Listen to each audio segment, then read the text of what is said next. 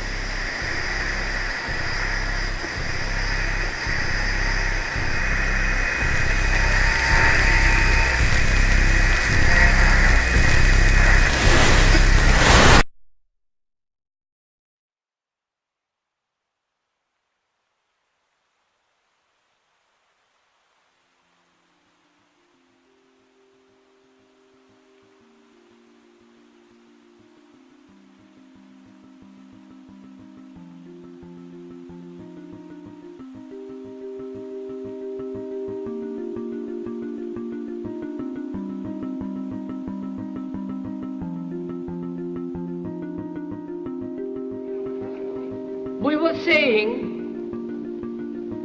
how very important it is to bring about in the human mind the radical revolution. The crisis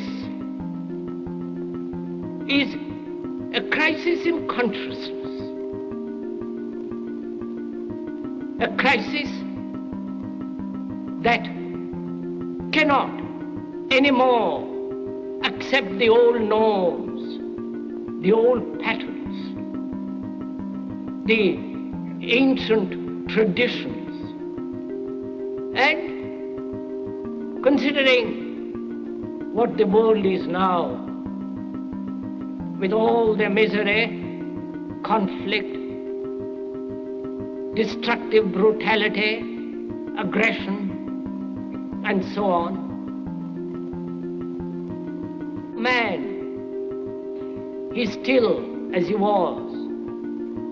He's still brutal, violent, aggressive, acquisitive, competitive, and he has built a society along these lines.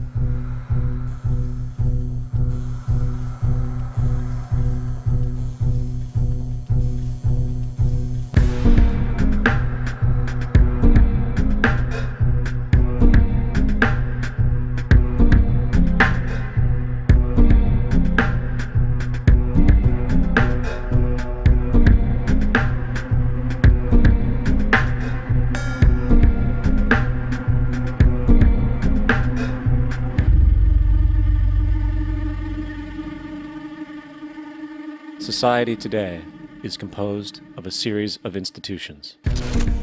From political institutions, legal institutions, religious institutions, to institutions of social class, familial values, and occupational specialization. It is obvious the profound influence these traditionalized structures have in shaping our understandings and perspectives. Yet, of all the social institutions we are born into, directed by, and conditioned upon, there seems to be no system as taken for granted and misunderstood as the monetary system. Taking on nearly religious proportions, the established monetary institution exists as one of the most unquestioned forms of faith there is. How money is created, the policies by which it is governed, and how it truly affects society are unregistered interests of the great majority of the population.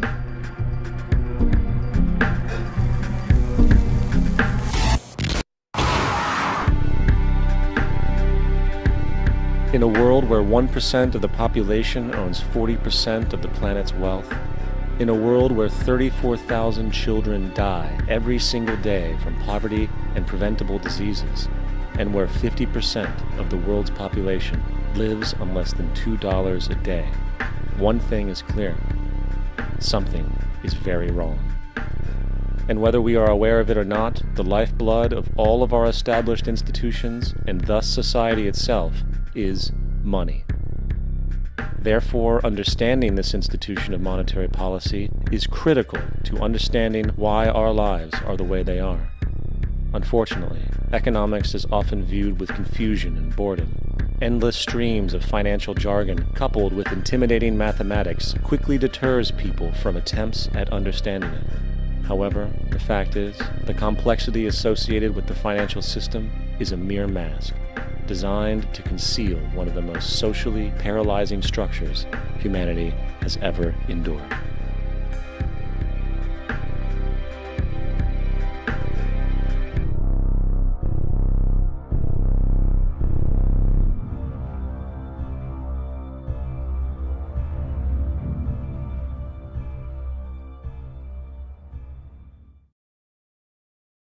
A number of years ago, the Central Bank of the United States, the Federal Reserve, produced a document entitled Modern Money Mechanics. This publication detailed the institutionalized practice of money creation as utilized by the Federal Reserve and the web of global commercial banks it supports. On the opening page, the document states its objective. The purpose of this booklet is to describe the basic process of money creation in a fractional reserve banking system. It then proceeds to describe this fractional reserve process through various banking terminology, a translation of which goes something like this. The United States government decides it needs some money, so it calls up the Federal Reserve and requests, say, $10 billion. The Fed replies, saying, sure, we'll buy $10 billion in government bonds from you. So the government takes some pieces of paper, paints some official-looking designs on them, and calls them treasury bonds. Then it puts a value on these bonds to the sum of $10 billion and sends them over to the Fed. In turn, the people at the Fed draw up a bunch of impressive pieces of paper themselves, only this time calling them Federal Reserve notes, also designating a value of $10 billion to the Fed. The Fed then takes these notes and trades them for the bonds. Once this exchange is complete, the government then takes the $10 billion in Federal Reserve notes and deposits it into a bank account. And upon this deposit, the paper notes officially become legal tender money, adding $10 billion to the U.S. money supply. And there it is. $10 billion in new money has been created. Of course, this example is a generalization, for, in reality, this transaction would occur electronically, with no paper used at all. In fact, only 3% of the U.S. money supply exists in physical currency.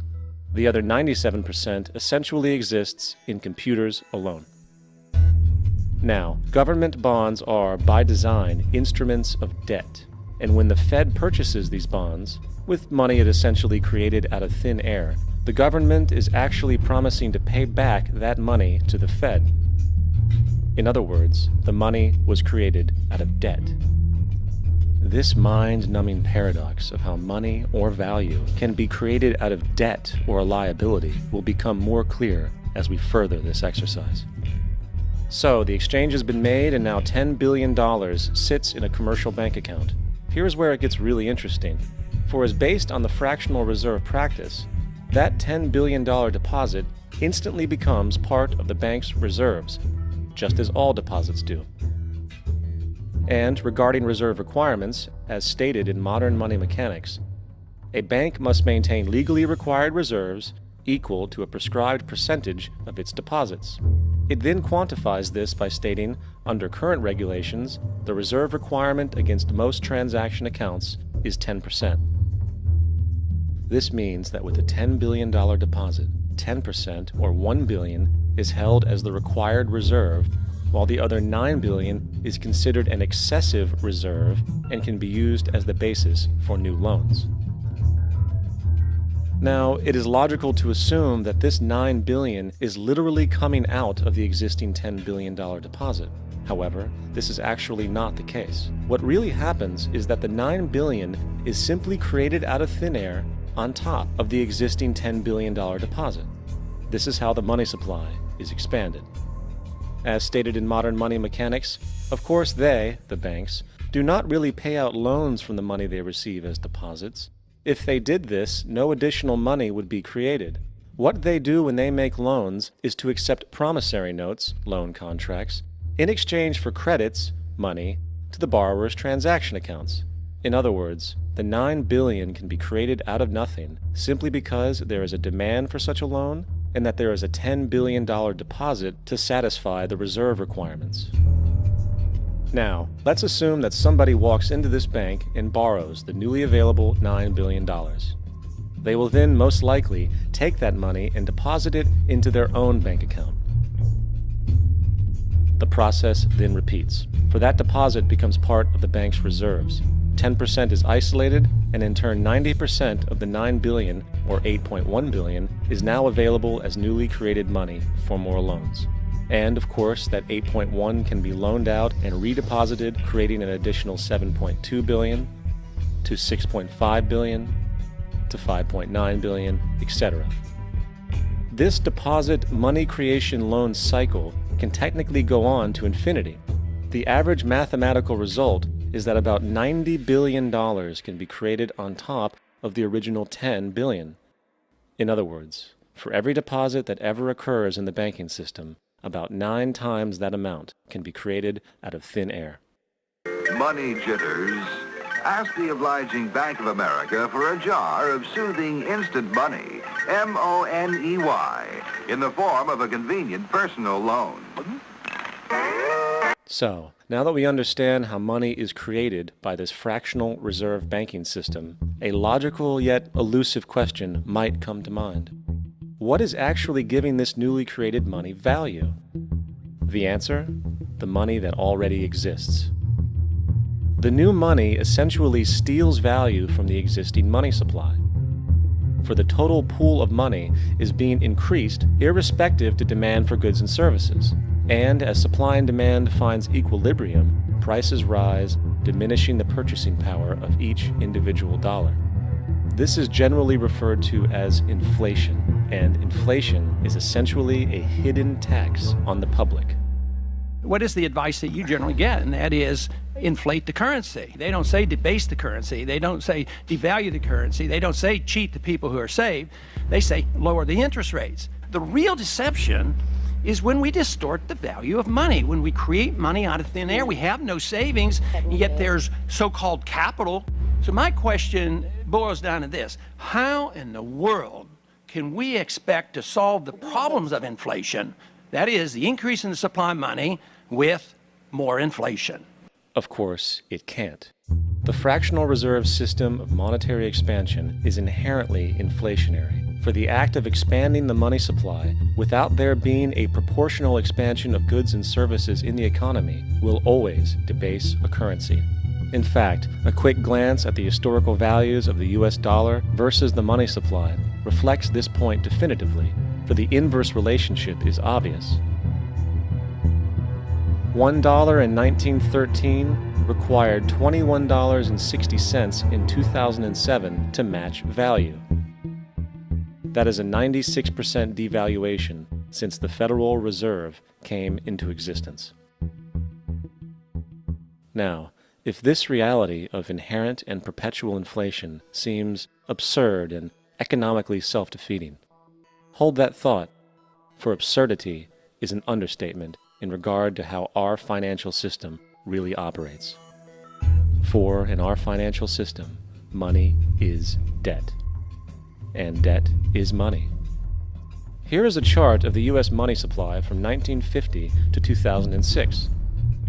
Here is a chart of the U.S. national debt for the same period. How interesting it is that the trends are virtually the same. For the more money there is, the more debt there is. The more debt there is, the more money there is. To put it a different way, every single dollar in your wallet is owed to somebody by somebody. For remember, the only way the money can come into existence is from loans. Therefore, if everyone in the country were able to pay off all debts, including the government, there would not be $1 in circulation.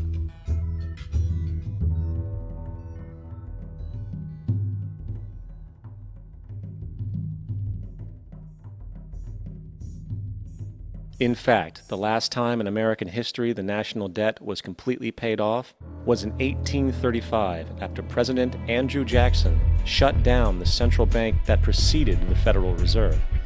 In fact, Jackson's entire political platform essentially revolved around his commitment to shut down the central bank, stating at one point, "The bold efforts the present bank has made to control the government are but premonitions of the fate that awaits the American people, should they be deluded into a perpetuation of this institution or the establishment of another like it."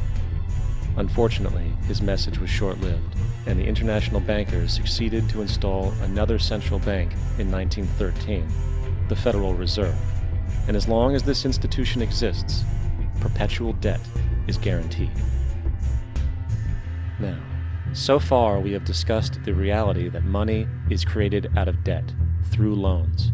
These loans are based on a bank's reserves, and reserves are derived from deposits. And through this fractional reserve system, any one deposit can create 9 times its original value, in turn debasing the existing money supply, raising prices in society. And since all this money is created out of debt and circulated randomly through commerce, people become detached from their original debt, and a disequilibrium exists where people are forced to compete for labor in order to pool enough money out of the money supply to cover their costs of living. As dysfunctional and backwards as all of this might seem, there is still one thing we have omitted from this equation.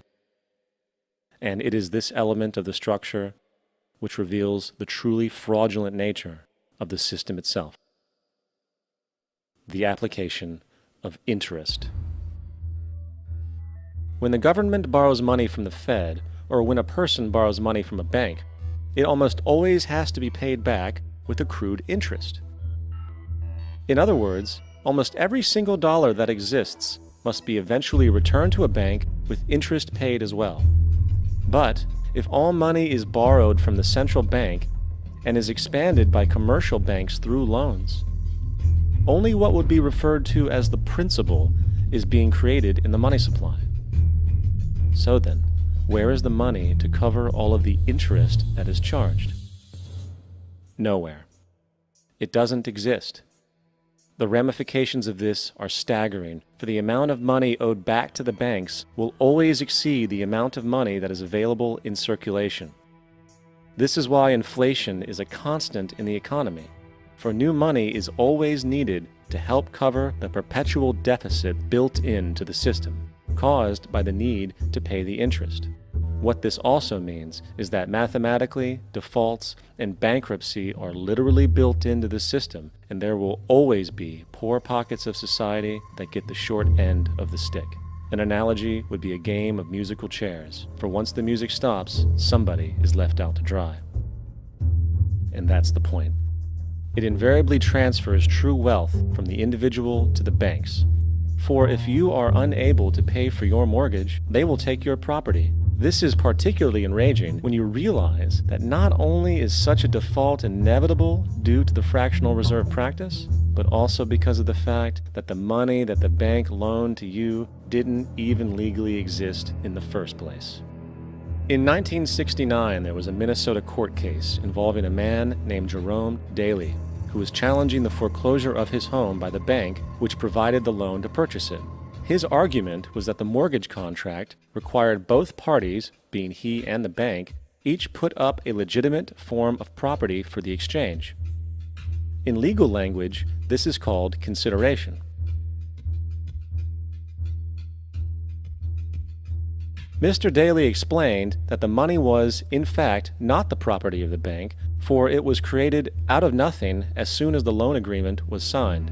Remember what modern money mechanics stated about loans? What they do when they make loans is to accept promissory notes in exchange for credits.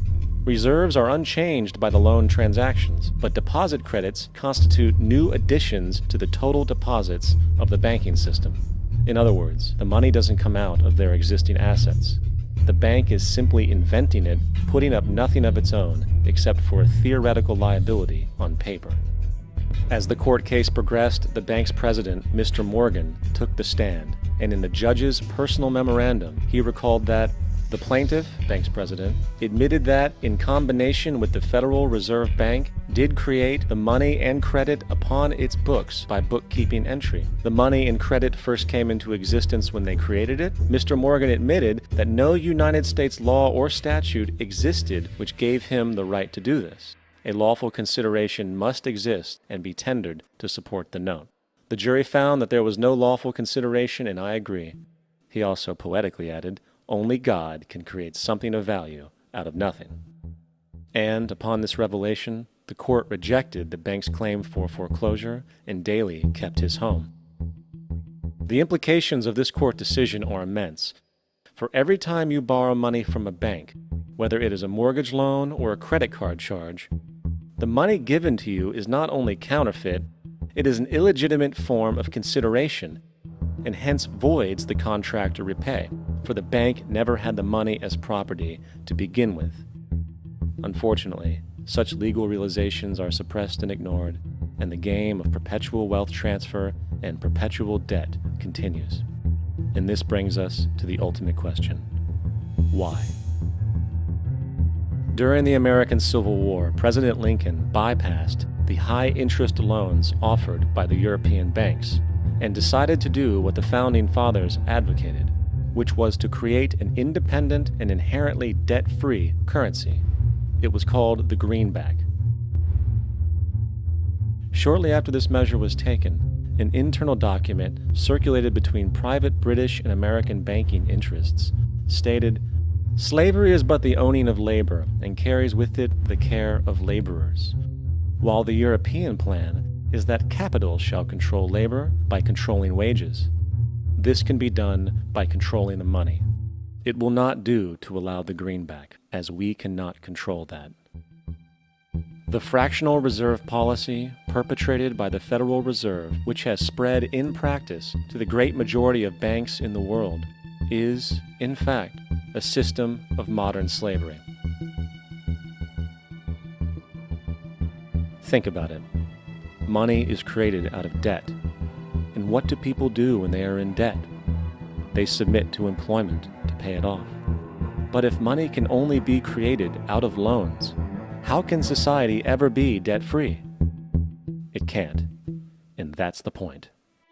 And it is the fear of losing assets coupled with the struggle to keep up with the perpetual debt and inflation inherent in the system, compounded by the inescapable scarcity within the money supply itself, created by the interest that can never be repaid, that keeps the wage slave in line, running on the hamster wheel with millions of others, in effect powering an empire that truly benefits only the elite at the top of the pyramid.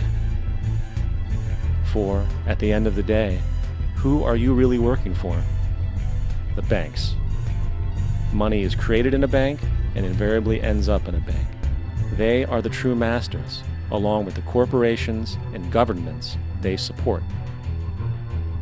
Physical slavery requires people to be housed and fed. Economic slavery requires people to feed and house themselves. It is one of the most ingenious scams for social manipulation ever created, and at its core, it is an invisible war against the population. Debt is the weapon used to conquer and enslave societies, and interest is its prime ammunition. And as the majority walks around oblivious to this reality, the banks, in collusion with governments and corporations, continue to perfect and expand their tactics of economic warfare, spawning new bases, such as the World Bank and International Monetary Fund, while also inventing a new type of soldier, the birth of the economic hitman.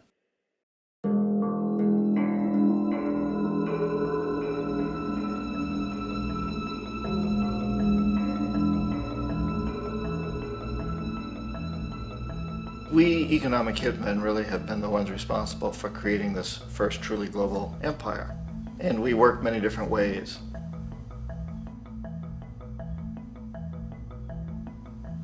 But perhaps the most common is that we will identify a country that has resources our corporations covet, like oil, and then arrange a huge loan to that country from the World Bank or one of its sister organizations.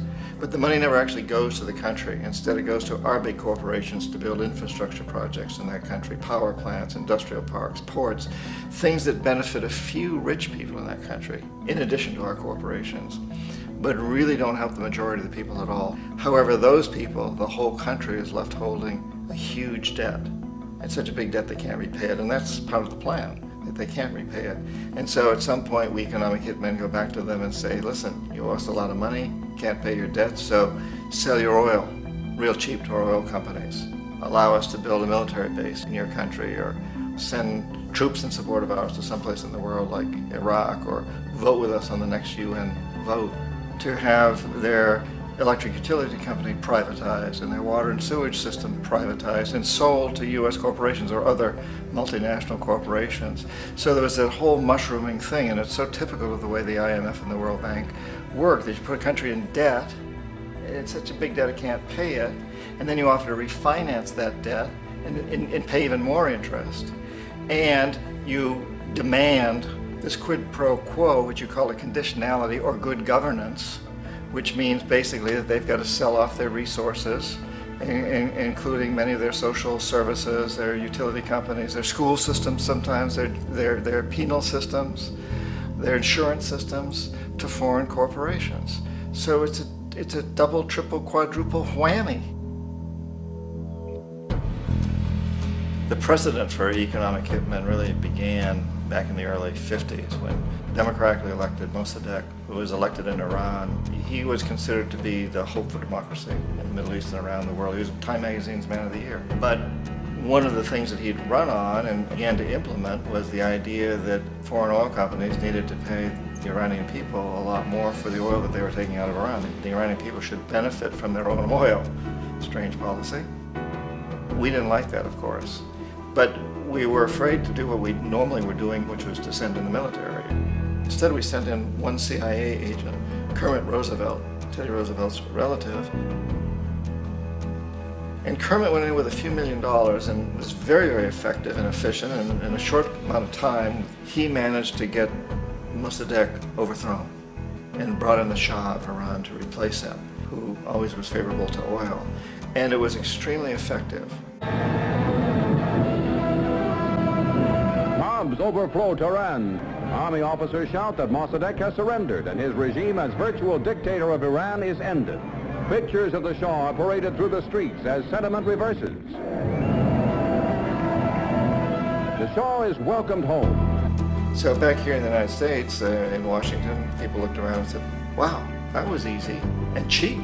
So this established a whole new way of manipulating countries, of creating empire. The only problem with Roosevelt was that he was a card-carrying CIA agent, and had he been caught, the ramifications could have been pretty serious. So very quickly at that point, the decision was made to use private consultants to channel the money through the World Bank or the IMF or one of the other such agencies, to bring in people like me who worked for private companies, so that if we got caught, there would be no governmental ramifications.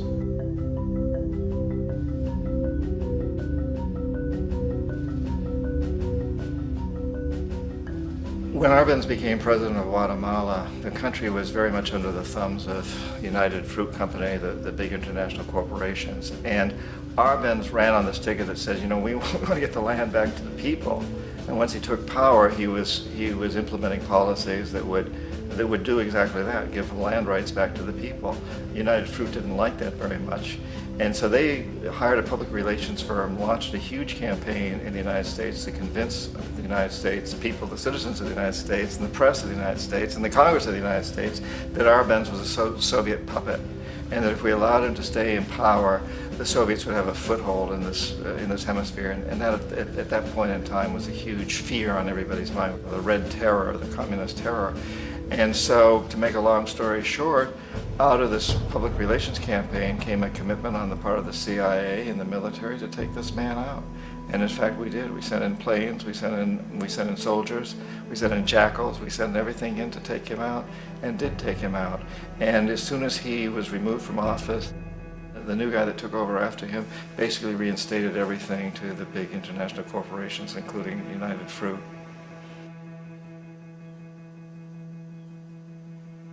Ecuador for many, many years had been ruled by pro-US dictators, often relatively brutal. Then it was decided that they were going to have a truly democratic election. Jaime Roldos ran for office, and his main goal, he said, as president would be to make sure that Ecuador's resources were used to help the people. And he won, overwhelming, by more votes than anybody had ever won anything in Ecuador.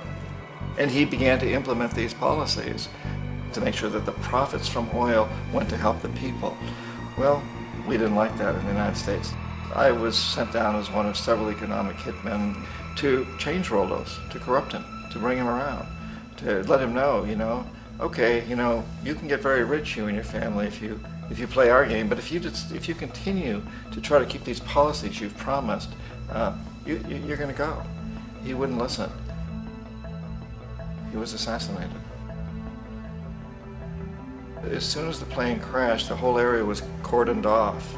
The only people allowed in were U.S. military from a nearby base and some of the Ecuadorian military. When an investigation was launched, 2 of the key witnesses died in car accidents before they had a chance to testify.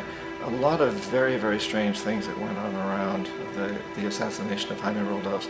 I, like most people who've really looked at this case, have absolutely no doubt that it was an assassination. And of course, in my position as an economic hitman, I was always expecting something to happen to Jaime, whether it be a coup or assassination, I wasn't sure, but that he would be taken down because he was not being corrupted. He would not allow himself to be corrupted the way we wanted to corrupt him.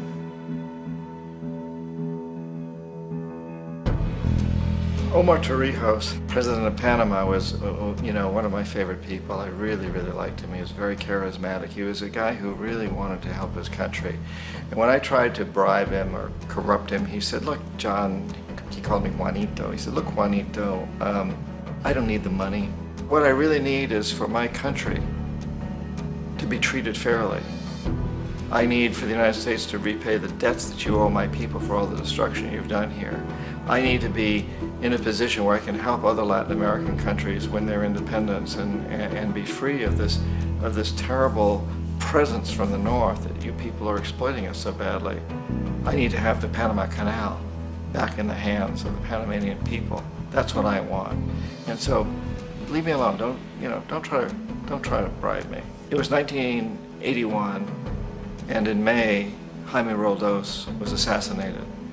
And Omar was very aware of this. Torrijos got his family together and he said, I'm probably next, but it's okay because I've done what I came here to do. I've renegotiated the canal. The canal will now be in our hands. He just finished negotiating the treaty with Jimmy Carter.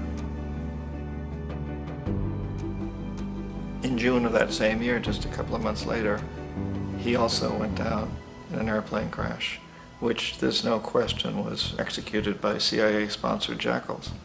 Tremendous amount of evidence that one of Torrijos' security guards handed him at the last moment as he was getting on the plane a tape recorder, a small tape recorder that contained a bomb.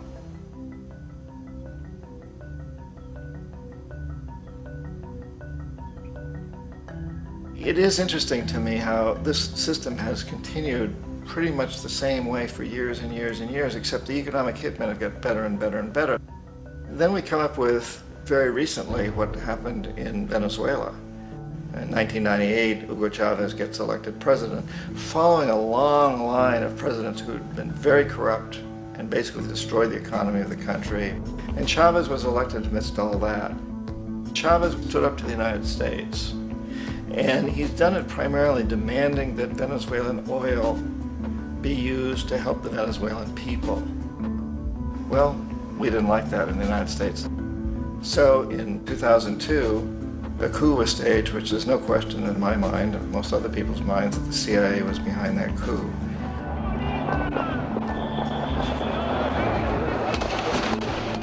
The way that coup was fomented was very reflective of what Kermit Roosevelt had done in Iran, of paying people to go out into the streets to riot, to protest, to say this Chavez is very unpopular.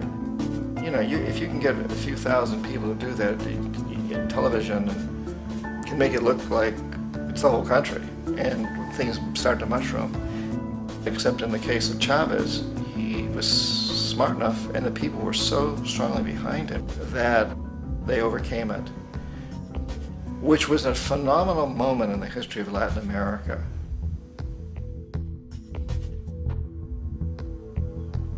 Iraq actually is a perfect example of the way the whole system works. So we economic hitmen are the first line of defense. We go in and we try to corrupt governments and get them to accept these huge loans, which we then use as leverage to basically own them.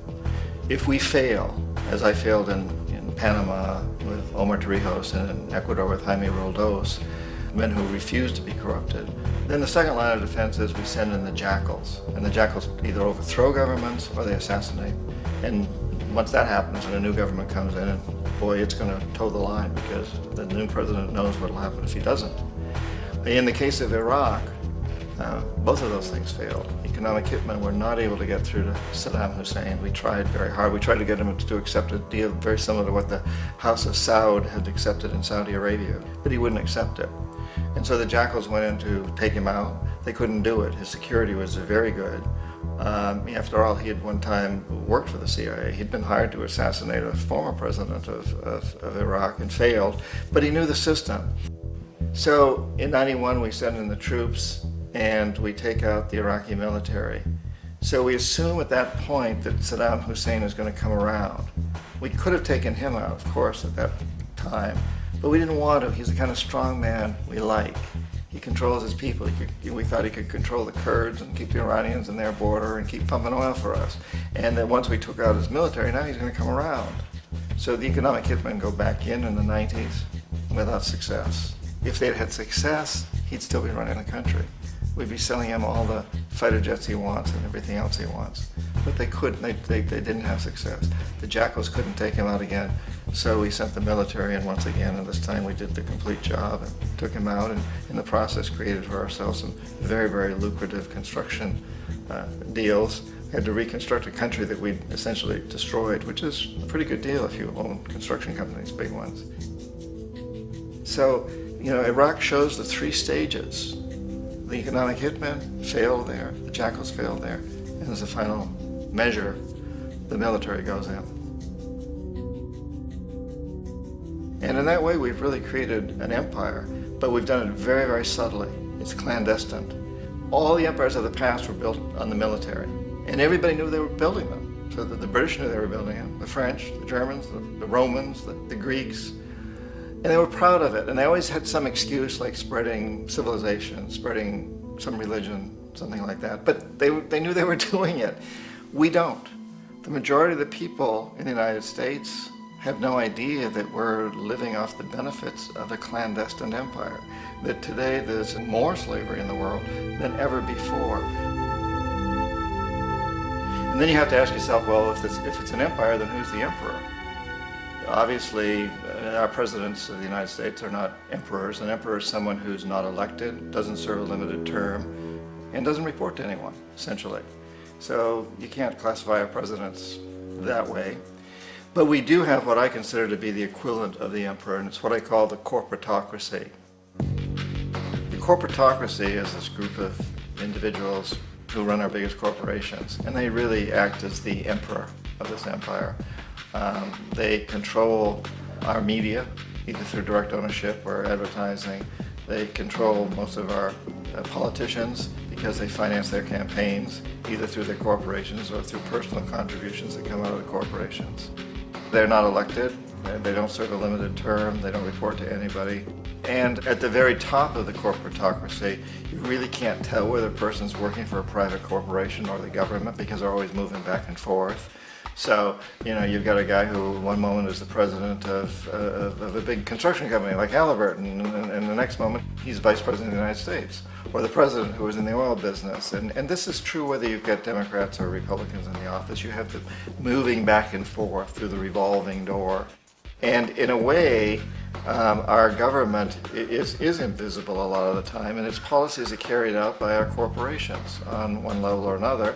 And then again, the policies of the government are basically forged by the corporatocracy and then presented to the government. They become government policies. So it's an incredibly cozy relationship. This isn't a conspiracy theory type of thing. These people don't have to get together and plot to do things. They all basically work under one primary assumption, and that is that they must maximize profits regardless of the social and environmental costs.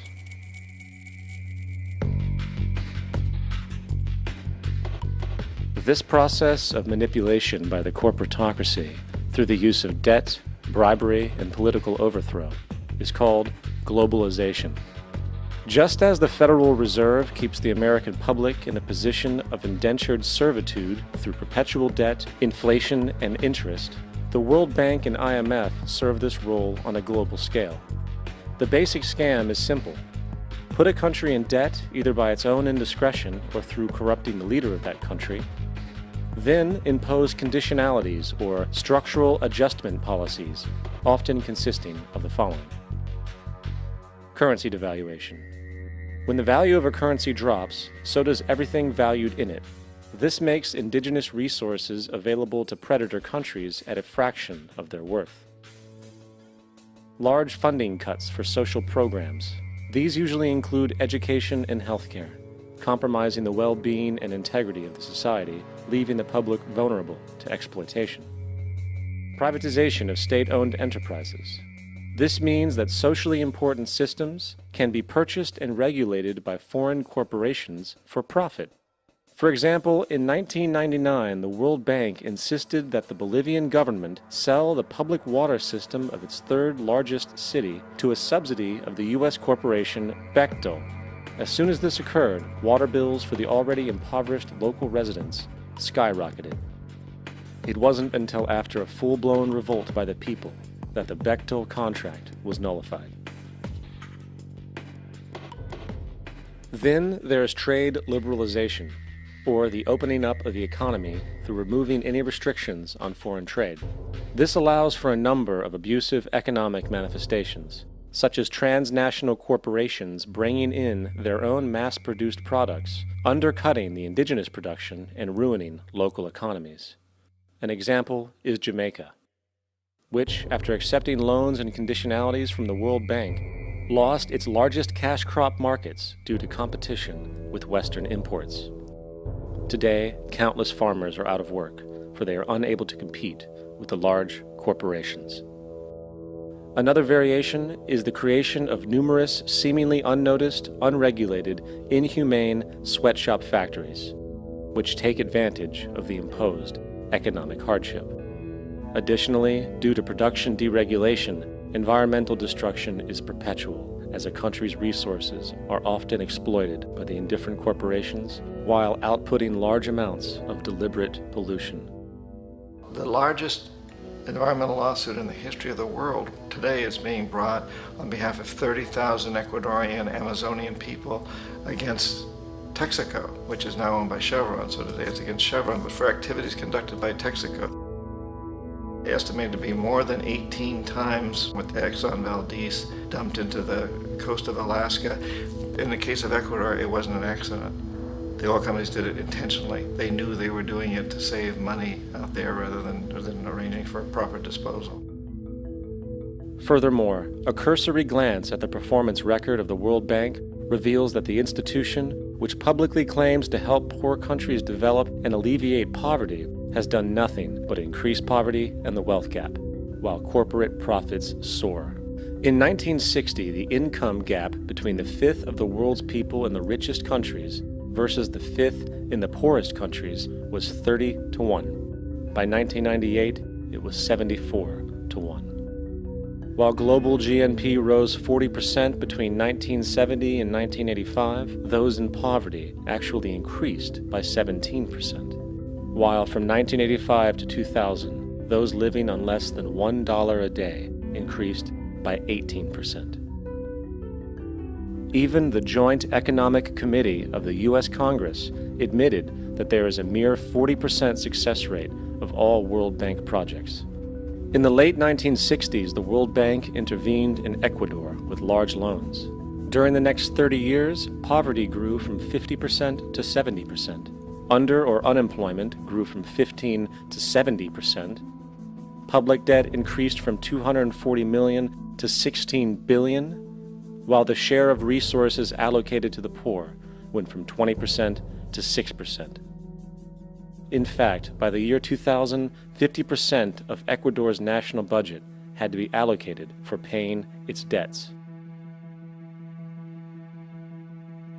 It is important to understand the World Bank is, in fact, a U.S. bank, supporting U.S. interests. For the United States holds veto power over decisions, as it is the largest provider of capital. And where did it get this money? You guessed it. It made it out of thin air through the fractional reserve banking system. Of the world's top 100 economies, as based on annual GDP, 51 are corporations, and 47 of that 51 are U.S.-based. Walmart, General Motors, and Exxon are more economically powerful than Saudi Arabia, Poland, Norway, South Africa, Finland, Indonesia, and many others. And as protective trade barriers are broken down, currencies tossed together and manipulated in floating markets, and state economies overturned in favor of open competition and global capitalism, the empire expands. You get up on your little 21-inch screen and howl about America and democracy. There is no America. There is no democracy. There is only IBM and ITT and AT&T and DuPont, Dow, Union Carbide, and Exxon. Those are the nations of the world today. What do you think the Russians talk about in their councils of state? Karl Marx?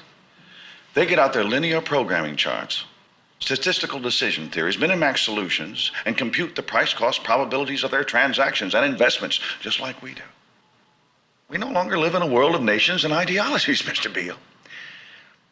The world is a college of corporations, inexorably determined by the immutable bylaws of business. The world is a business, Mr. Beale.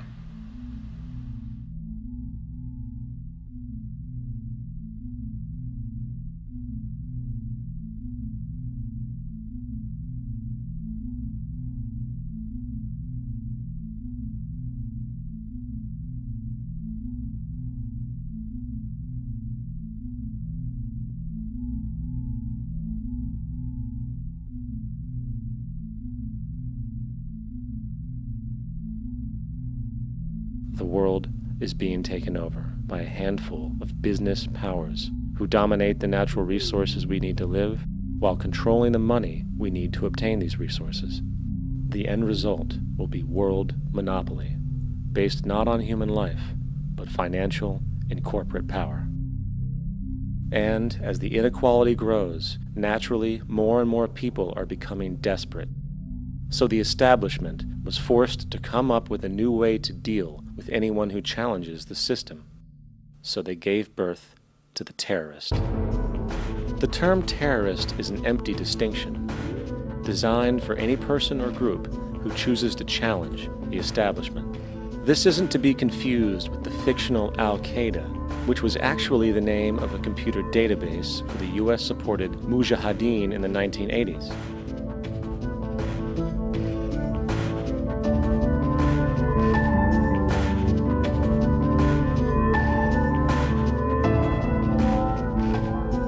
In 2007, the Department of Defense received $161.8 billion for the so-called global war on terrorism. According to the National Counterterrorism Center, in 2004, roughly 2,000 people were killed internationally due to supposed terrorist acts.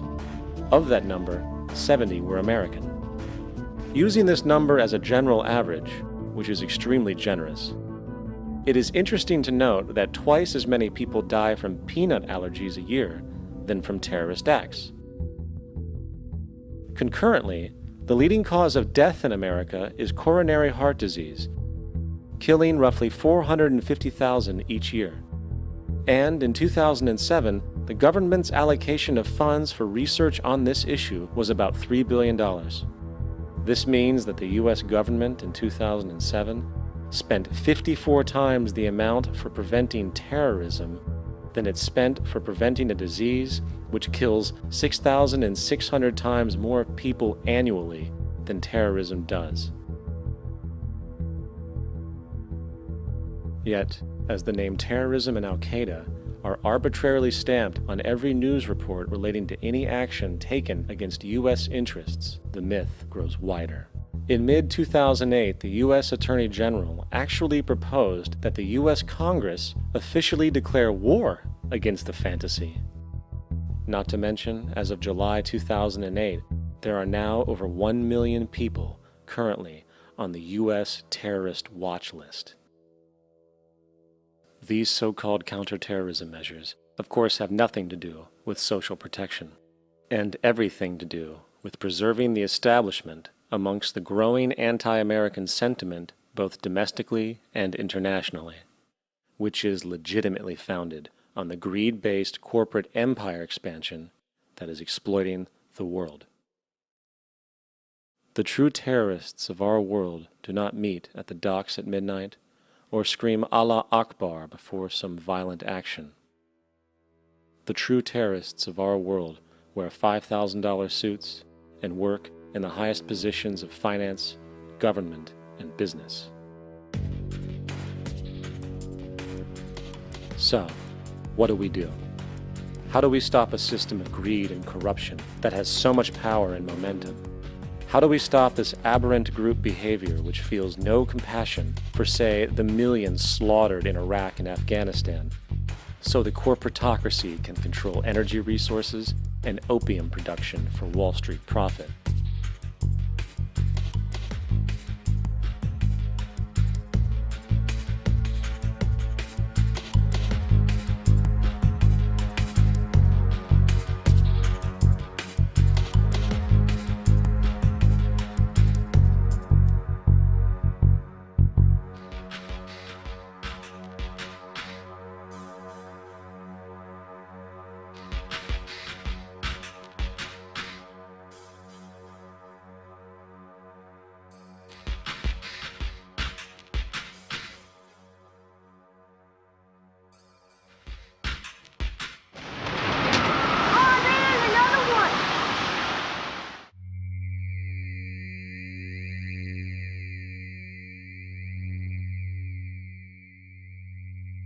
How do we stop a system of greed and corruption that condemns poor populations to sweatshop slavery for the benefit of Madison Avenue?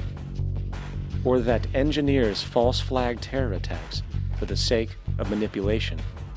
Or that generates built-in modes of social operation which are inherently exploitative? Or that systematically reduces civil liberties and violates human rights in order to protect itself from its own shortcomings? How do we deal with the numerous covert institutions, such as the Council on Foreign Relations, the Trilateral Commission, and the Bilderberg Group, and other undemocratically elected groups which, behind closed doors, collude to control the political, financial, social, and environmental elements of our lives? In order to find the answer, we must first find the true underlying cause. For the fact is, the selfish, corrupt, power, and profit-based groups are not the true source of the problem.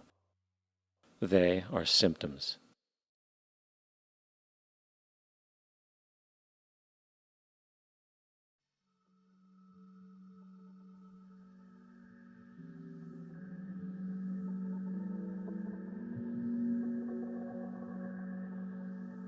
My name is Jacques Fresco. I'm an industrial designer and a social engineer.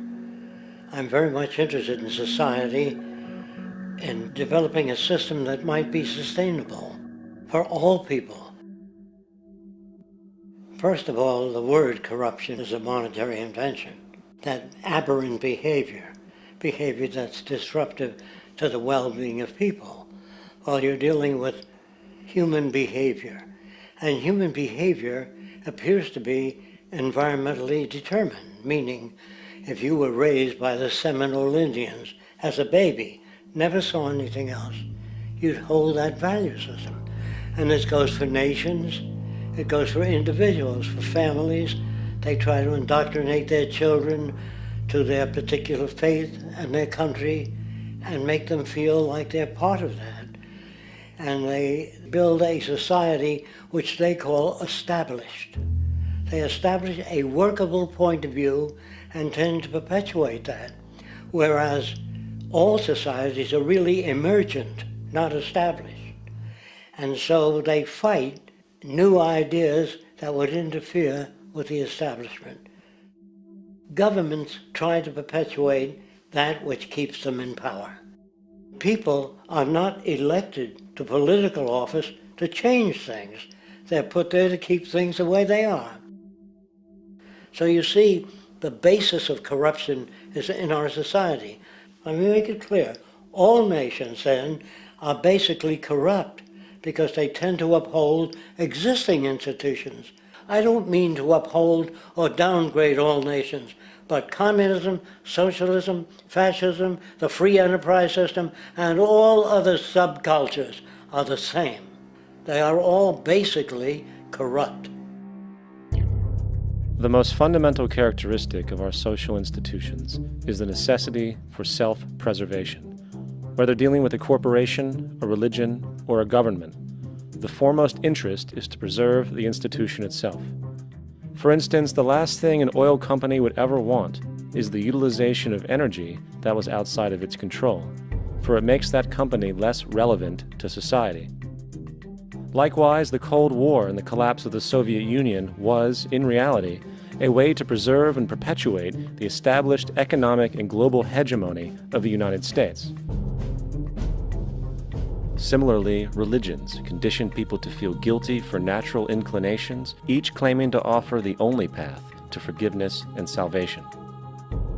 At the heart of this institutional self-preservation lies the monetary system, for it is money that provides the means for power and survival. Therefore, just as a poor person might be forced to steal in order to survive, it is a natural inclination to do whatever is needed to continue an institution's profitability. This makes it inherently difficult for profit-based institutions to change, for it puts in jeopardy not only the survival of large groups of people, but also the coveted materialistic lifestyles associated with affluence and power. Therefore, the paralyzing necessity to preserve an institution, regardless of its social relevance, is largely rooted in the need for money or profit.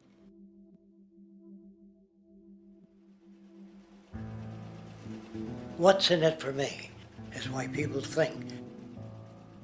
And so if a man makes money selling a certain product, naturally he's going to fight the existence of another product that may threaten his institution. Therefore, people cannot be fair, and people do not trust each other. A guy will come over to you and say, I got just the house you're looking for. He's a salesman. When a doctor says, I think your kidney has to come out, I don't know if he's trying to pay off a yacht or whether my kidney has to come out. It's hard in a monetary system to trust people. If you came into my store and I said, this lamp that I've got is pretty good, but the lamp next door is much better, I wouldn't be in business very long. It wouldn't work. If I were ethical, it wouldn't work. So when you say industry cares for people, that's not true. They can't afford to be ethical. So your system is not designed to serve the well-being of people. If you still don't understand that, there would be no outsourcing of jobs if they cared about people. Industry does not care. They only hire people because it hasn't been automated yet. So don't talk about decency and ethics. We cannot afford it and remain in business. It is important to point out that regardless of the social system, whether fascist, socialist, capitalist, or communist, The underlying mechanism is still money, labor, and competition. Communist China is no less capitalistic than the United States. The only difference is the degree by which the state intervenes in enterprise. The reality is that monetaryism, so to speak, is the true mechanism that guides the interests of all the countries on the planet. The most aggressive and hence dominant variation of this monetaryism is the free enterprise system. The fundamental perspective, as put forth by early free market economists like Adam Smith, is that self-interest in competition leads to social prosperity, as the act of competition creates incentive, which motivates people to persevere. However, what isn't talked about is how a competition-based economy invariably leads to strategic corruption, power and wealth consolidation, social stratification, technological paralysis, labor abuse, and, ultimately, a covert form of government dictatorship by the rich elite. The word corruption is often defined as moral perversion. If a company dumps toxic waste into the ocean to save money, most people recognize this as corrupt behavior. On a more subtle level, when Walmart moves into a small town and forces small businesses to shut down for they are unable to compete, a gray area emerges. For what exactly is Walmart doing wrong? Why should they care about mom-and-pop organizations they destroy? Yet, even more subtly, when a person gets fired from their job because a new machine has been created which can do the work for less money, people tend to just accept that as the way it is, not seeing the inherent, corrupt inhumanity of such an action. Because the fact is, whether it is dumping toxic waste, having a monopoly enterprise, or downsizing the workforce, the motive is the same: profit. They are all different degrees of the same self-preserving mechanism, which always puts the well-being of people second to monetary gain. Therefore, corruption is not some byproduct of monetaryism. It is the very foundation. And while most people acknowledge this tendency on one level or another, the majority remains naive as to the broad ramifications of having such a selfish mechanism as the guiding mentality in society.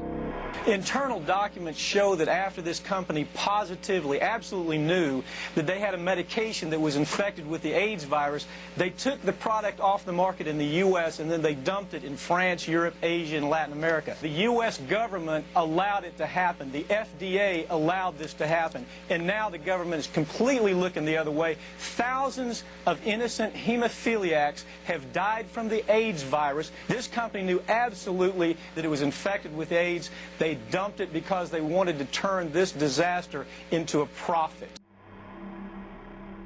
So you see, you have built-in corruption. We're all chiseling off each other, and you can't expect decency in that sort of thing. And feeling that, they don't know who to elect. They think in terms of a democracy, which is not possible in a monetary-based economy. If you have more money to advertise your position, the position you desire in government, that isn't a democracy. It serves those in positions of differential advantage. So it's always a dictatorship of the elitists, the financially wealthy.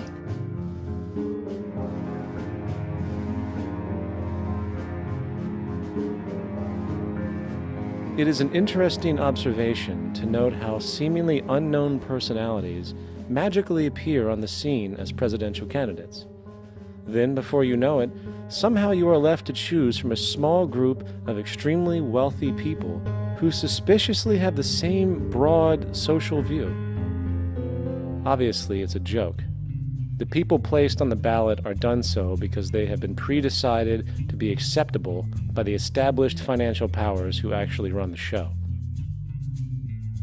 Yet, many who understand this illusion of democracy often think, if only we could just get our honest, ethical politicians in power, then we would be okay. Well, while this idea, of course, seems reasonable in our established, oriented worldview, it is, unfortunately, another fallacy. For when it really comes down to what is actually important, the institution of politics, and thus politicians themselves, have absolutely no true relevance as to what makes our world and society function. It's not politicians that can solve problems. They have no technical capabilities. They don't know how to solve problems. Even if they were sincere, they don't know how to solve problems. It's the technicians that produce the desalination plants. It's the technicians that give you electricity, that give you motor vehicles, that heat your house and cool it in the summertime. It's technology that solves problems, not politics. Politics cannot solve problems because they're not trained to do so. Very few people today stop and consider what it is that actually improves their lives. Is it money? Obviously not. One cannot eat money or stuff money into their car to get it to run. Is it politics?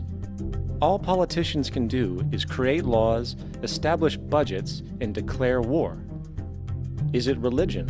Of course not. Religion creates nothing except intangible emotional solace for those who require it.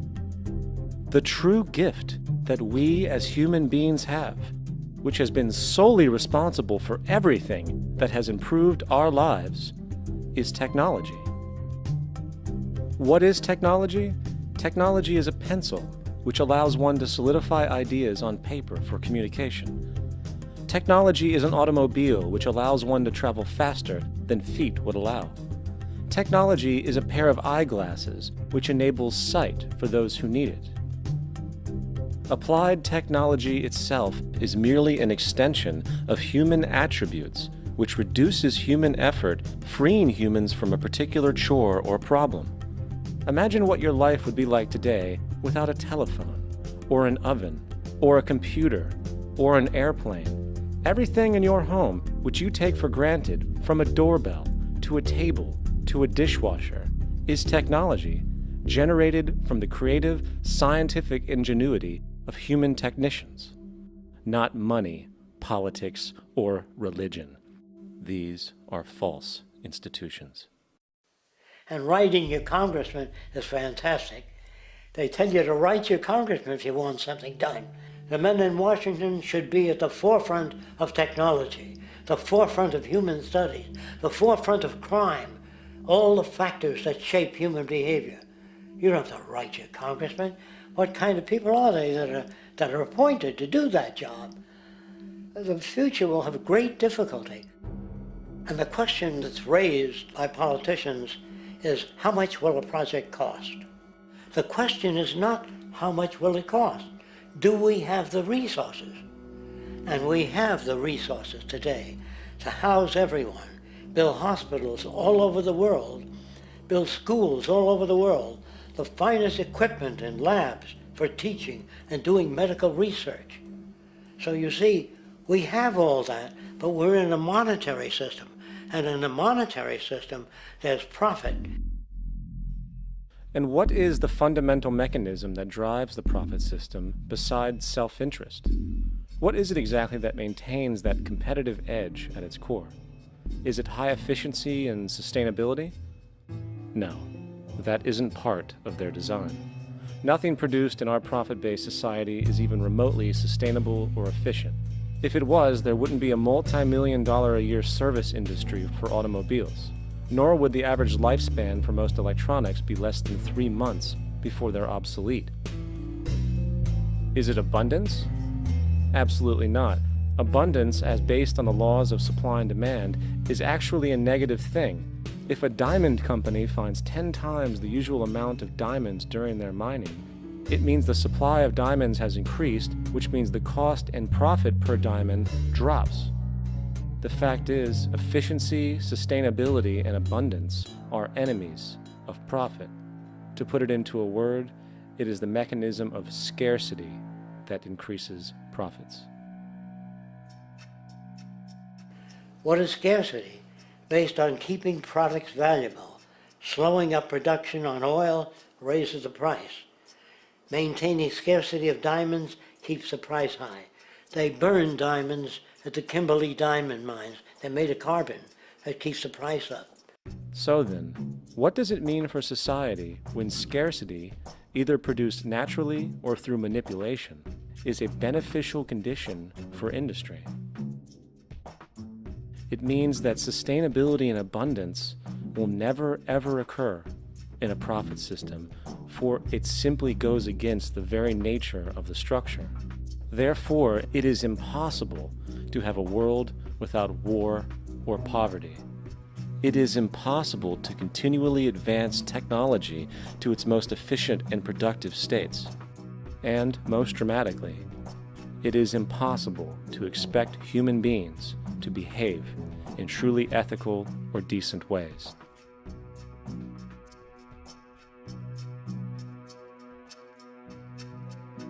People use the word instinct because they can't account for the behavior.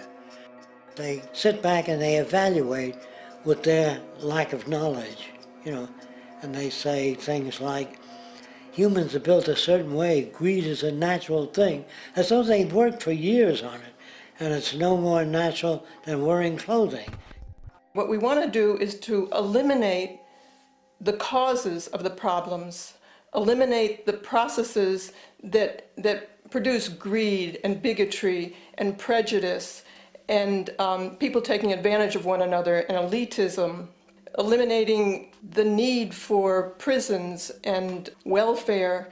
We have always had these problems because we have always lived within scarcity and barter and monetary systems that produce scarcity. If you eradicate the conditions that generate what you call socially offensive behavior, it does not exist.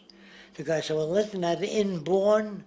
No, it's not. There is no human nature, there's human behavior, and that's always been changed throughout history. You're not born with bigotry and greed and corruption and hatred. You pick that up within the society. War, poverty, corruption, hunger, misery, human suffering will not change in a monetary system. That is, there'll be very little significant change. It's going to take the redesign of our culture, our values, and it has to be related to the carrying capacity of the earth, not some human opinion or some politician's notions of the way the world ought to be, or some religious notions of the conduct of human affairs. And that's what the Venus Project is about. The society that we're about to talk about is a society that is free of all the old superstitions, incarceration, prisons, police, cruelty, and law.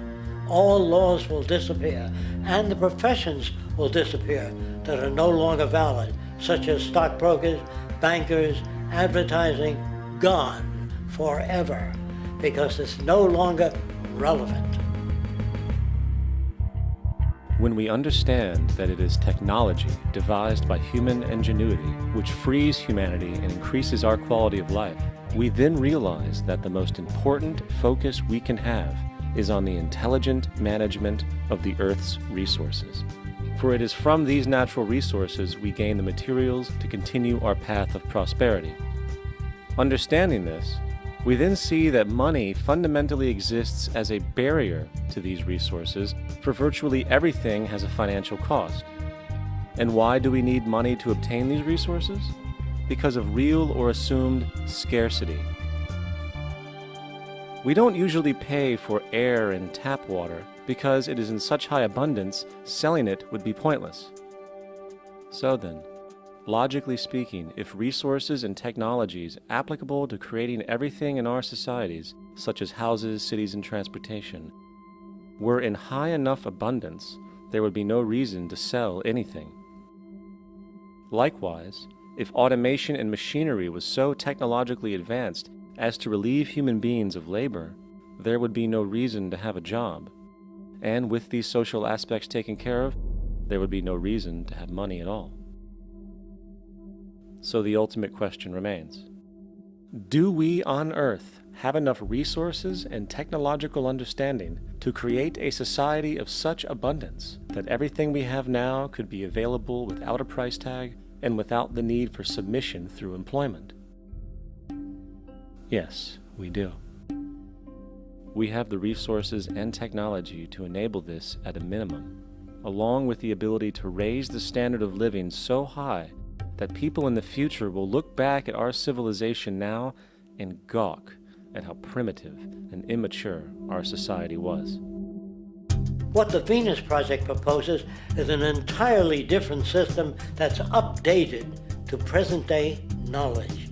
We've never given scientists the problem of how do you design a society which would eliminate boring and monotonous jobs, that would eliminate accidents in transportation, that would enable people to have a high standard of living, that would eliminate poisons in our food, that would give us other sources of energy that are clean and efficient. We can do that out there.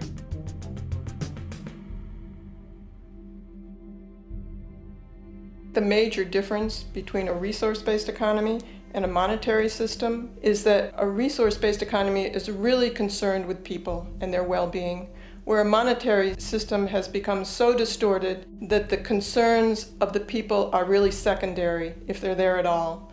The products that are turned out are for how much money you can get. If there is a problem in society and you can't earn money from solving that problem, then it won't be done. The resource-based economy is really not close to anything that's been tried.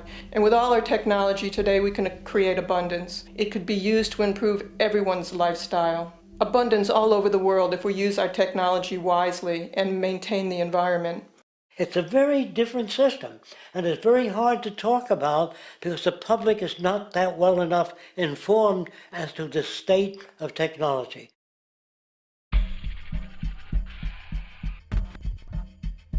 At present, we don't have to burn fossil fuels. We don't have to use anything that would contaminate the environment. There are many sources of energy available. Alternative energy solutions pushed by the establishment, such as hydrogen, biomass, and even nuclear, are highly insufficient, dangerous, and exist only to perpetuate the profit structure that industry has created. When we look beyond the propaganda and self-serving solutions put forth by the energy companies, we find a seemingly endless stream of clean, abundant, and renewable energy for generating power.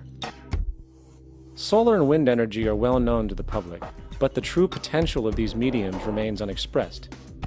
Solar energy, derived from the sun, has such abundance that 1 hour of light at high noon contains more energy than what the entire world consumes in a year. If we could capture 1/100% of this energy, the world would never have to use oil, gas, or anything else. The question then is not availability, but the technology to harness it.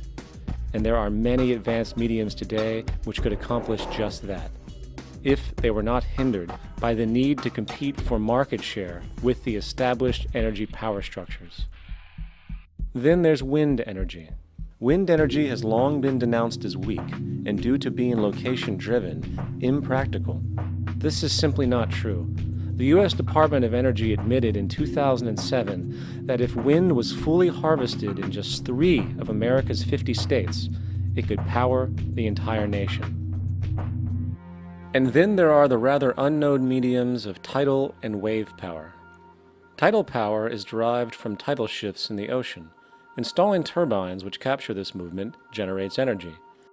In the United Kingdom, 42 sites are currently noted as available, forecasting that 34% of all the UK's energy could come from tidal power alone. Wave power, which extracts energy from the surface motions of the ocean, is estimated to have a global potential of up to 80,000 terawatt-hours a year. This means 50% of the entire planet's energy usage could be produced from this medium alone. Now, it is important to point out that tidal, wave, solar, and wind power requires virtually no preliminary energy to harness, unlike coal, oil, gas, biomass, hydrogen, and all the others. In combination, these 4 mediums alone, if efficiently harnessed through technology, could power the world forever. That being said, there happens to be another form of clean, renewable energy which trumps them all: geothermal power. Geothermal energy utilizes what is called heat mining, which, through a simple process using water, is able to generate massive amounts of clean energy. In 2006, an MIT report on geothermal energy found that 13,000 zettajoules of power are currently available in the Earth, with the possibility of 2,000 zettajoules being easily tappable with improved technology. The total energy consumption of all the countries on the planet is about half of a zettajoule a year. This means about 4,000 years of planetary power could be harnessed in this medium alone. And when we understand that the Earth's heat generation is constantly renewed, this energy is really limitless and could be used forever. These energy sources are only a few of the clean, renewable mediums available, and as time goes on, we will find more. The grand realization is that we have total energy abundance without the need for pollution, traditional conservation, or in fact, a price tag. And what about transportation? The prevailing means of transportation in our societies is by automobile and aircraft, both of which predominantly need fossil fuels to run. In the case of the automobile, the battery technology needed to power an electric car that can go over 100 miles an hour for over 200 miles on one charge exists, and has existed for many years. However, due to battery patents controlled by the oil industry, which limits their availability to maintain market share, coupled with political pressure from the energy industry, the accessibility and affordability of this technology is limited. There is absolutely no reason other than pure, corrupt profit interest that every single vehicle in the world cannot be electric and utterly clean, with zero need for gasoline. As far as airplanes, it is time we realize that this means of travel is inefficient, cumbersome, slow, and causes far too much pollution. This is a maglev train. It uses magnets for propulsion. It is fully suspended by a magnetic field and requires less than 2% of the energy used for plane travel. The train has no wheels, so nothing can wear out.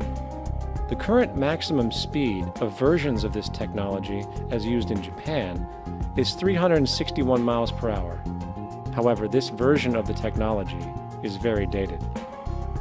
An organization called ET3, which has connections with the Venus Project, has established a tube-based maglev that can travel up to 4,000 miles per hour in a motionless, frictionless tube, which can go over land or underwater.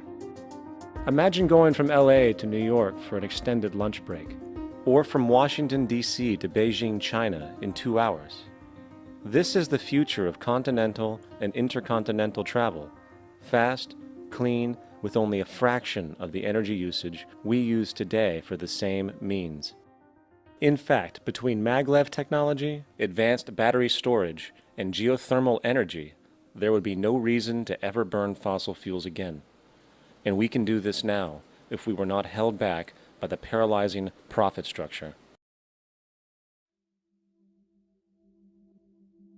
Now, America is inclined toward fascism.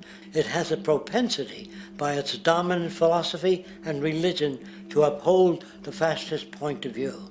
American industry is essentially a fascist institution.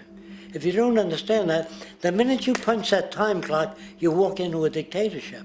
We're given notions about the respectability of work, and I really look at it as being paid slavery.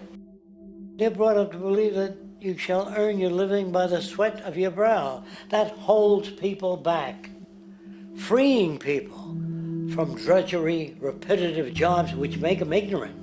You rob them. In our society, that is a resource-based economy, machines free people. You see, we can't imagine that because we've never known that kind of world. If we look back at history, we see a very clear pattern of machine automation slowly replacing human labor. From the disappearance of the elevator man to the near full automation of an automobile production plant, the fact is, as technology grows, the need for humans in the workforce will continually be diminished. This creates a serious clash, which proves the falseness of the monetary-based labor system. for human employment is in direct competition with technological development. Therefore, given the fundamental priority of profit by industry, people through time will be continually laid off and replaced by machine. When industry takes on a machine, instead of shortening the workday, they downsize. You lose your job, so you have a right to fear machines. In a high-technology, resource-based economy, it is conservative to say that about 90% of all current occupations could be phased out by machines, freeing humans to live their life without servitude, for this is the point of technology itself. And through time, with nanotechnology and other highly advanced forms of science, it is not far-fetched to see how even complex medical procedures could be performed by machines as well, and based on the pattern, with much higher success rates than humans get today. The path is clear, but our monetary-based structure, which requires labor for income, blocks this progress, for humans need jobs in order to survive. The bottom line is that this system must go, or we will never be free, and technology will be constantly paralyzed. We have machines that clean out sewers. It frees a human being from doing that. So look at machines as extensions of human performance. Furthermore, many occupations today will have simply no basis to exist in a resource-based economy, such as anything associated with the management of money, advertising, along with the legal system itself. For without money, a great majority of the crimes that are committed today would never occur. Virtually all forms of crime are a consequence of the monetary system, either directly or by neuroses inflicted through financial deprivation. Therefore, laws themselves could eventually become extinct. Instead of putting up a sign, drive carefully, slippery when wet, put abrasive in the highway so it's not slippery when wet. And if a person gets in a car that's drunk and the car oscillates a great deal, there's a little pendulum that swings up and back, and that'll pull the car over to the side. Not a law. Solution. Put sonar and radar in automobiles so they can't hit one another. Man-made laws are attempts to deal with occurring problems, and not knowing how to solve them, they make a law. In the United States, the most privatized, capitalist country on the planet, it should come as no surprise that it also has the largest prison population in the world, growing every year. Statistically, most of these people are uneducated and come from poor, deprived societies. And, contrary to propaganda, it is this environmental conditioning which lures them into criminal and violent behavior. However, society looks the other way in regard to this point. The legal and prison systems are just more examples of how our society avoids examining the root causes of behavior. Billions are spent each year on prisons and police, while only a fraction is spent on programs for poverty, which is one of the most fundamental variables responsible for crime to begin with. And as long as we have an economic system which prefers and in fact creates scarcity and deprivation, crime will never go away.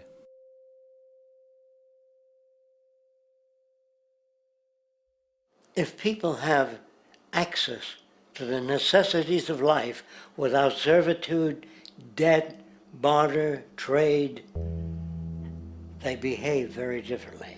You want all these things available without a price tag.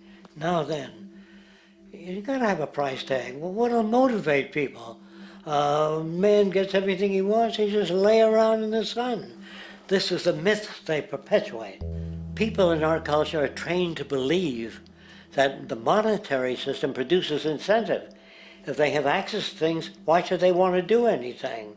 They will lose their incentive. That's what you're taught to support the monetary system. When you take money out of the scenario, there would be different incentives, very different incentives. When people have access to the necessities of life, their incentives change. What about the moon and the stars? New incentives arise. If you make a painting that you will enjoy giving it to other people, not selling it.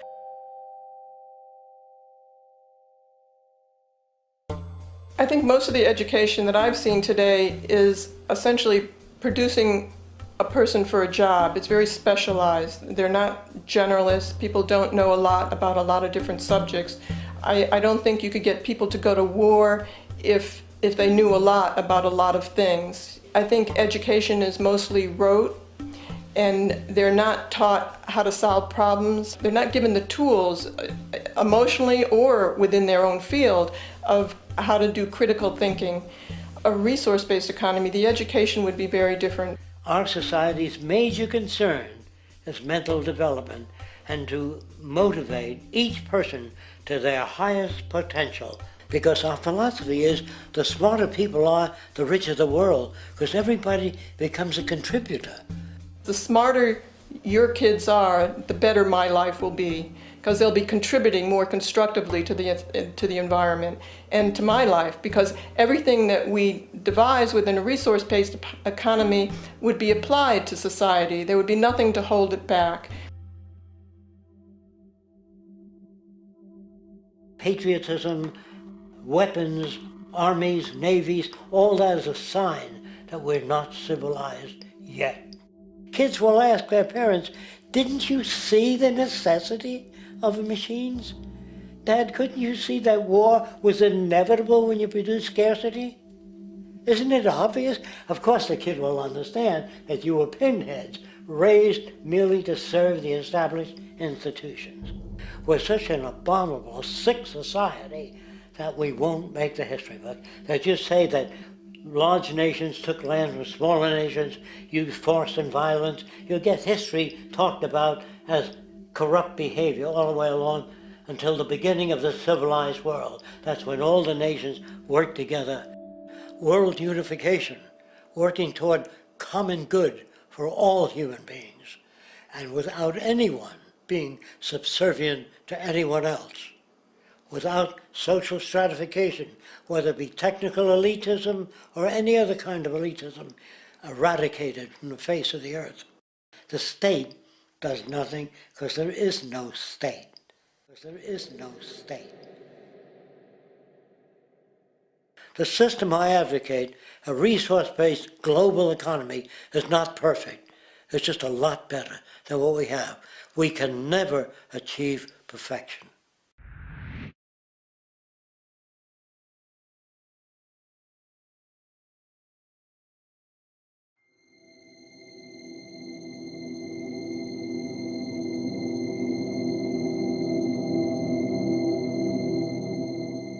The social values of our society, which has manifested in perpetual warfare, corruption, oppressive laws, social stratification, irrelevant superstitions, environmental destruction, and a despotic, socially indifferent, profit-oriented ruling class, is fundamentally the result of a collective ignorance of two of the most basic insights humans can have about reality: the emergent and symbiotic aspects of natural law.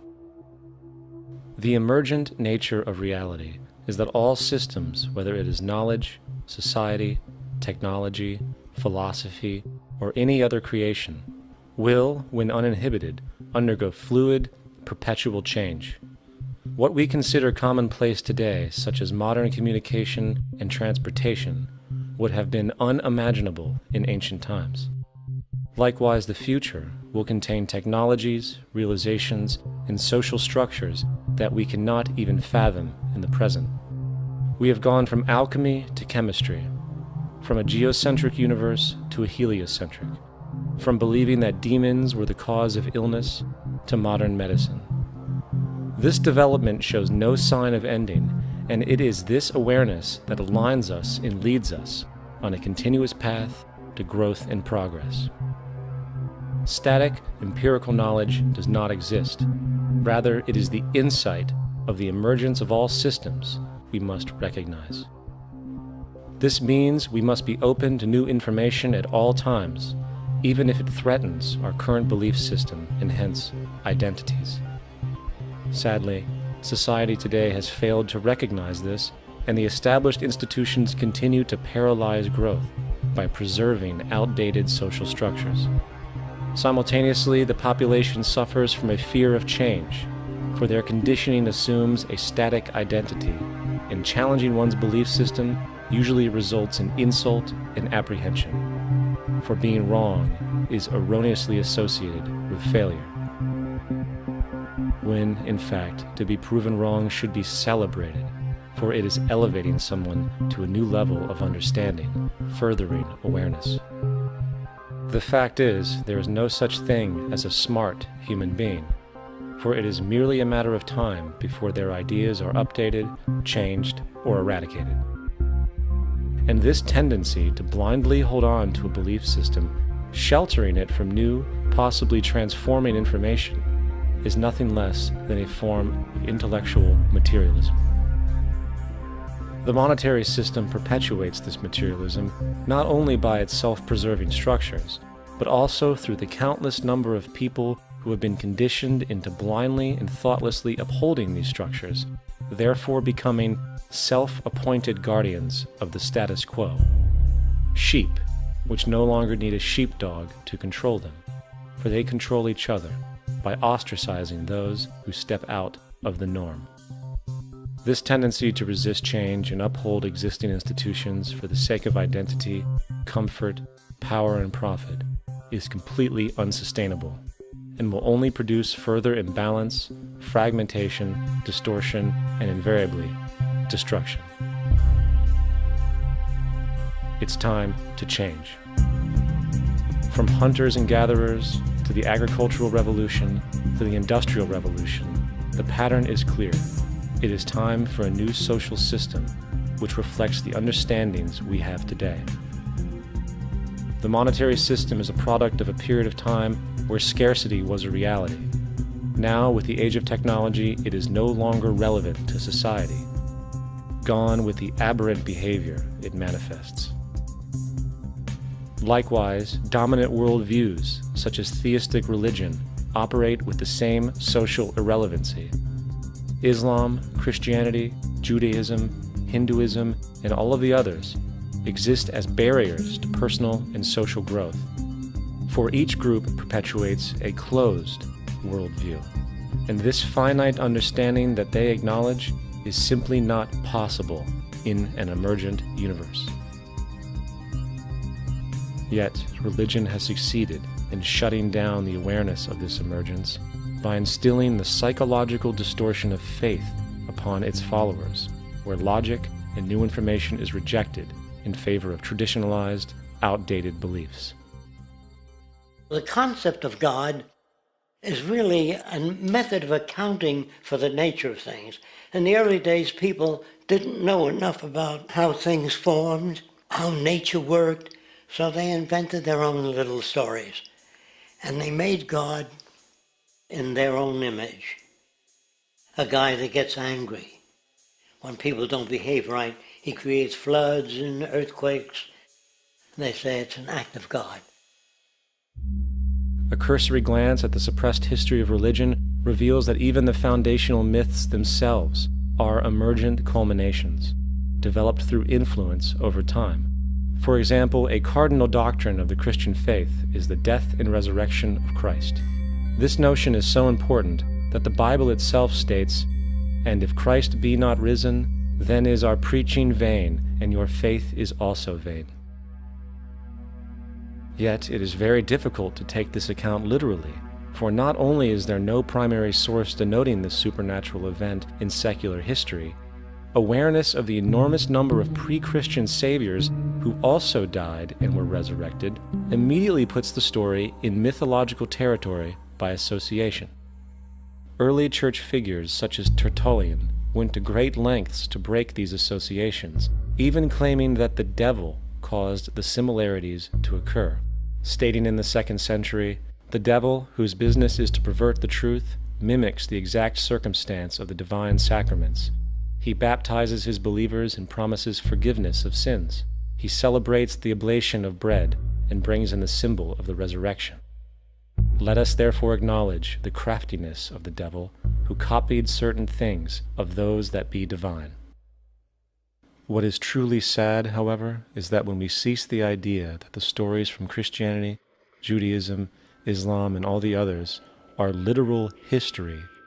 and accept them for what they really are, which are purely allegorical expressions derived from many faiths, we see that all religions share a common thread, and it is this unifying imperative that needs to be recognized and appreciated. Religious belief has caused more fragmentation and conflict than any other ideology. Christianity alone has 34,000 different subgroups. The Bible is subject to interpretation. When you read it, you say, I think Jesus meant this. I think Job meant that. Oh no, he meant this. So you have the Lutheran, the Seventh-day Adventist, the Catholic, and a church divided is no church at all. And a church divided is no church at all. And this point on division, which is a trademark of all theistic religions, brings us to our second failure of awareness, the false assumption of separation through the rejection of the symbiotic relationship of life. Apart from the understanding that all natural systems are emergent, where all notions of reality will be constantly developed, altered, and even eradicated, we must also understand that all systems are, in fact, invented fragments, merely for the sake of conversation. For there is no such thing as independence in nature. The whole of nature is a unified system of interdependent variables, each a cause and a reaction, existing only as a concentrated whole. You don't see the plug connected to the environment, so it looks like we're free, wandering around. Take the oxygen away, we all die immediately. Take plant life away, we die. And without the sun, all the plants die. So we are connected. We really must take into account the totality. This isn't just a human experience on this planet. This is a total experience. And we know we can't survive without plants and animals. We know we can't survive without the four elements, you know. And so when are we going to really start taking that into account? That's what it is to be successful. Success depends on how well we relate to everything around us. I'm very aware of the fact that my grandson cannot possibly hope to inherit a sustainable, peaceful, stable, socially just world unless every child today growing up in Ethiopia, in Indonesia, in Bolivia, in Palestine, in Israel also has that same expectation. You got to take care of the whole community or you're going to have serious problems. And now we have to see that the whole world is the community and we must all take care of each other that way. And it's not just a community of human beings. It's a community of plants and animals and elements. And we really need to understand that. That's what's going to bring us joy, too, and pleasure. That's what's missing in our lives right now. We can call it spirituality, but the fact of the matter is joy comes from that bliss of connectedness. That's our God spirit. That's that side of ourselves that really feels it. And you can feel it deep inside you. It's this amazing, wonderful feeling. And you know it when you get it. You don't get it from money. You get it from connection. Now, if that isn't a hazard to this country, how are we going to keep building nuclear weapons? You know what I mean? What's going to happen to the arms industry when we realize we're all one? It's going to fuck up the economy. The economy that's fake anyway. The economy that's fake anyway. The economy that's fake anyway. The economy that's fake anyway. The economy that's fake anyway. Which would be a real bummer. You can see why the government's cracking down on the idea of experiencing unconditional love.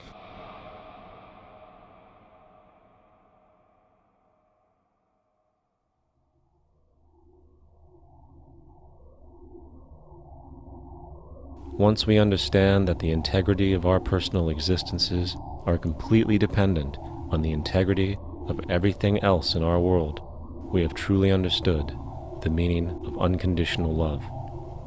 For love is extensionality, and seeing everything as you and you as everything can have no conditionalities. For, in fact, we are all everything at once. If it's true that we're all from the center of a star, every atom in each of us from the center of a star, then we're all the same thing. Even a Coke machine or a cigarette butt in the street in Buffalo is made out of atoms that came from a star. They've all been recycled thousands of times, as have you and I. And therefore, it's only me out there. So what is there to be afraid of? What is there that needs solace seeking? Nothing. There's nothing to be afraid of because it's all us.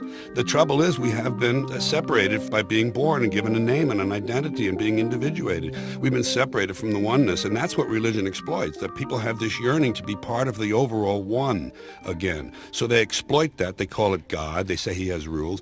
And I think it's cruel. I think you can do it absent religion.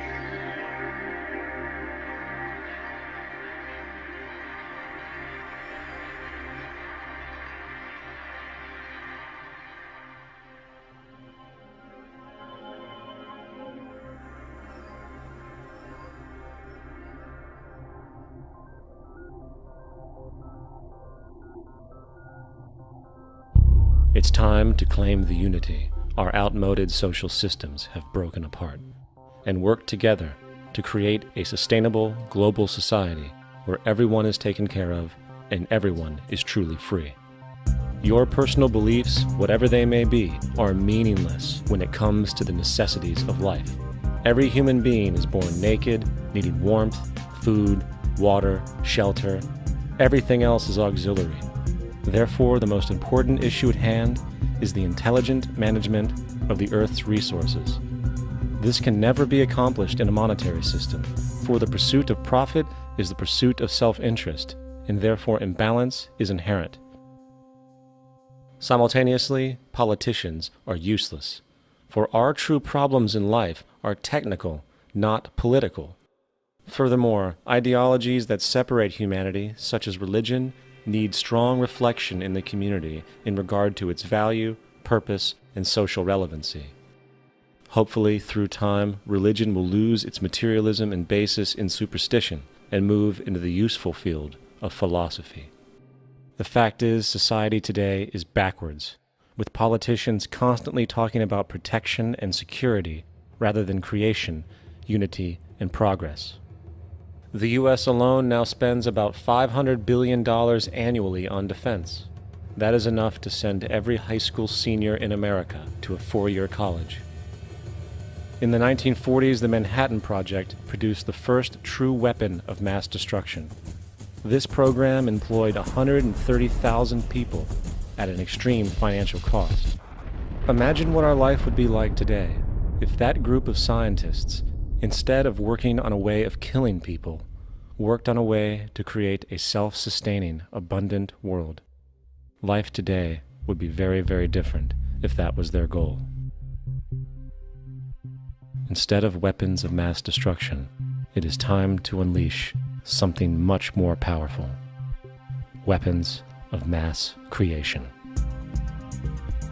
Our true divinity is in our ability to create, and armed with the understanding of the symbiotic connections of life, while being guided by the emergent nature of reality, there is nothing we cannot do or accomplish. Of course, we face strong barriers in the form of established power structures that refuse to change. At the heart of these structures is the monetary system. As explained earlier, the fractional reserve policy is a form of slavery through debt, where it is literally impossible for society to be free. In turn, free market capitalism in the form of free trade uses debt to imprison the world and manipulate countries into subservience to a handful of large business and political powers. Apart from these obvious amoralities, the system itself is based on competition, which immediately destroys the possibility of large-scale collaborations for the common good, hence paralyzing any attempt at true global sustainability. These financial and corporate structures are now obsolete, and they must be outgrown. Of course, we cannot be naive enough to think that the business and financial elite are going to subscribe to this idea, for they will lose power and control. Therefore, peaceful yet highly strategic action must be taken. The most powerful course of action is simple. We have to alter our behavior to force the power structure to the will of the people. We must stop supporting the system. The only way the establishment will change is by our refusal to participate, while continuously acknowledging its endless flaws and corruptions. They're not going to give up the monetary system because of our designs of what we recommend. The system has to fail, and people have to lose confidence in their elected leaders. That will be a major turning point if the Venus Project is offered as a possible alternative. If not, I fear the consequences. The trends now indicate that our country is going bankrupt. The probability is our country will move toward a military dictatorship to prevent riots and complete social breakdown. Once the U.S. breaks down, all the other cultures will undergo similar things. As of now, the world financial system is on the brink of collapse due to its own shortcomings. The Comptroller of Currency stated in 2003 that the interest on the U.S. national debt will not be affordable in less than 10 years. This theoretically means total bankruptcy for the U.S. economy, and its implications for the world are immense. In turn, the fractional reserve-based monetary system is reaching its theoretical limits of expansion, and the banking failures you are seeing are just the beginning. This is why inflation is skyrocketing, all debt is at record levels, and the government and Fed are hemorrhaging new money to bail out the corrupt system. For the only way to keep the banks going is by making more money. The only way to make more money is to create more debt and inflation. It is simply a matter of time before the tables turn, and there is no one willing to take new loans, while defaults grow, as people are unable to afford their current loans. Then the expansion of money will stop, and contraction will begin on a scale never before seen, ending a century-long pyramid scheme. This has already begun. Therefore, we need to expose this financial failure for what it is, using this weakness to our advantage. Here are some suggestions. Expose the banking fraud. Citibank, JP Morgan Chase, and Bank of America are the most powerful controllers within the corrupt Federal Reserve System. It's time to boycott these institutions. If you have a bank account or a credit card with any of them, move your money to another bank. If you have a mortgage, refinance with another bank. If you own their stock, sell it. If you work for them, quit. This gesture will express contempt for the true powers behind the private banking cartel known as the Federal Reserve, and create awareness about the fraud of the banking system itself. 2. Turn off the TV news. Visit the emerging independent news agencies on the internet for your information. CNN, NBC, ABC, Fox, and all the others present all news pre-filtered to maintain the status quo. With 4 corporations owning all major media outlets, objective information is impossible. This is the true beauty of the internet, and the establishment has been losing control because of this free flow of information. We must protect the internet at all times, as it is truly our savior right now. 3. Don't ever allow yourself, your family, or anyone you know to ever join the military. This is an obsolete institution now used exclusively for maintaining an establishment that is no longer relevant. U.S. soldiers in Iraq work for U.S. corporations, not the people. Propaganda forces us to believe that war is natural and the military is an honorable institution. Well, if war is natural, why are there 18 suicides every single day by American veterans who have post-traumatic stress disorder? If our military men and women are so honored, why is it that 25% of the American homeless population are veterans? 4. Stop supporting the energy companies. If you live in a detached house, get off the grid. Investigate every means of making your home self-sustainable with clean energy. solar, wind, and other renewable energies are now affordable consumer realities, and considering the never-ending rising cost of traditional energies, it will likely be a cheaper investment over time. If you drive, get the smallest car you can, and consider using one of the many conversion technologies that can enable your car to be a hybrid, electric, or run on anything other than establishment fuels. 5. Reject the political system. The illusion of democracy is an insult to our intelligence. In a monetary system, there is no such thing as a true democracy, and there never was. We have two political parties owned by the same set of corporate lobbyists. They are placed in their positions by the corporations, with popularity artificially projected by their media. In a system of inherent corruption, the change of personnel every couple of years has very little relevance. Instead of pretending that the political game has any true meaning, focus your energy on how to transcend this failed system. And 6. Join the movement. Go to the ZEITGEISTmovement.com and help us create the largest mass movement for social change the world has ever seen.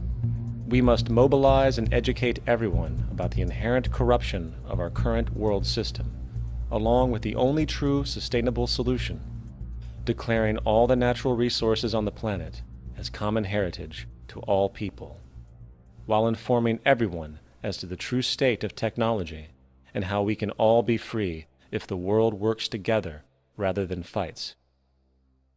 The choice lies with you. You can continue to be a slave to the financial system and watch the continuous wars, depressions, and injustice across the globe while placating yourself with vain entertainment and materialistic garbage. Or you can focus your energy on true, meaningful, lasting, holistic change, which actually has the realistic ability to support and free all humans with no one left behind. But in the end, the most relevant change must occur first inside of you. The real revolution is the revolution of consciousness, and each one of us first needs to eliminate the divisionary, materialistic noise we have been conditioned to think is true, while discovering, amplifying, and aligning with the signal coming from our true empirical oneness. It is up to you. What we are trying in all these discussions and talks here is to see if we cannot radically bring about a transformation of the mind. Not accept things as they are, but to understand it, to go into it, to examine it, give your heart and your mind with everything that you have to find out a way of living differently.